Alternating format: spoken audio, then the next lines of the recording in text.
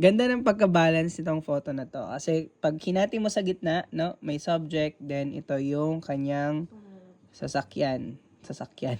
Ito yung kanyang sakay, pumunta sa work, no. And yun, no.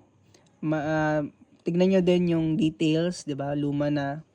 Pero napapakinabangan pa niya na ma-maximize pa niya yung use niya. So yan, nakikita yan sa details. Malay mo lang dun sa interview because wala naman tong caption, no. I don't know what is the real story, but kung dadaanin mo sa caption at tama yung mga tanong mo, ilang years na po nagamit nyo itong sakay-sakay nyo na bisikleta. Parang ganun, no?